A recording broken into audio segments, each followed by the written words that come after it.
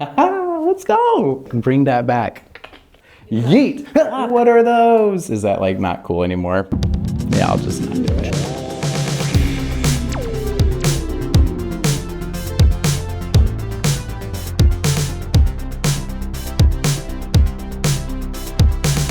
What is adoration? Wait, you don't know? Well, let's talk about it.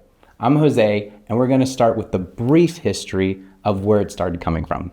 Year 300, Saint Basil. He would take part of the Eucharist, put it in a golden dove, kind of like an old school tabernacle that was hanging above the altar so that Jesus Christ would be truly present to him in his order. Fast forward, year 1000, there's this deacon, and he's like, hey, I don't think the Eucharist is real. And then he got some other friends, and they're like, yeah, we don't believe the Eucharist is real either. And the church is like, what are you talking about? Of course the Eucharist is real. And so they started having devotions to the Eucharist in the tabernacle. Wild stuff. Think of like St. Francis of Assisi just praying next to the Lord in the tabernacle, being truly present. Then fast forward, Corpus Christi is a new feast day that comes out where they're like, hey, we want to present the Eucharist and walk through the towns. So they have to build these monstrances so that Jesus could be on full display as they walk through these towns.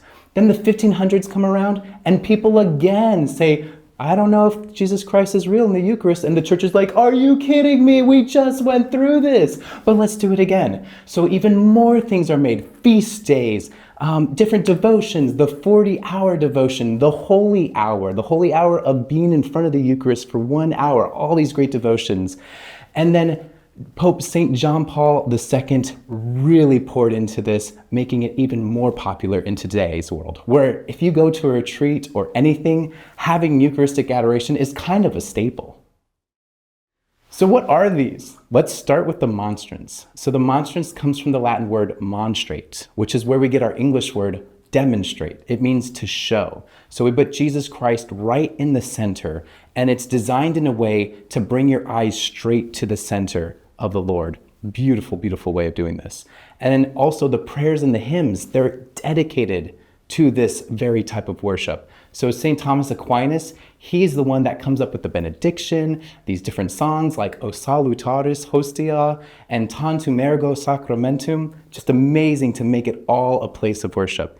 Even the priest wears different clothing. So he shows that it's not Mass, it's not as important as Mass, but it's pretty dang important. So he first starts on by putting this cope.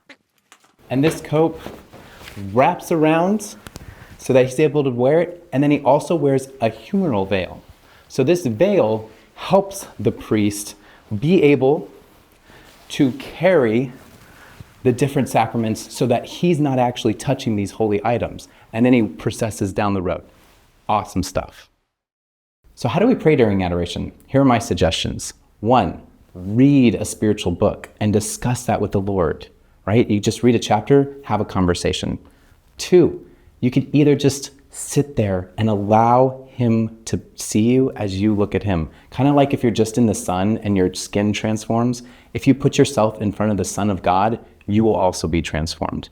And finally, 3, sometimes you just want to sit and rest and just share some of the things that are going on in your life. Share about the best part of your day, the worst part of your day.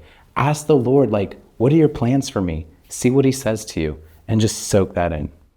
And now you know a little bit more about adoration.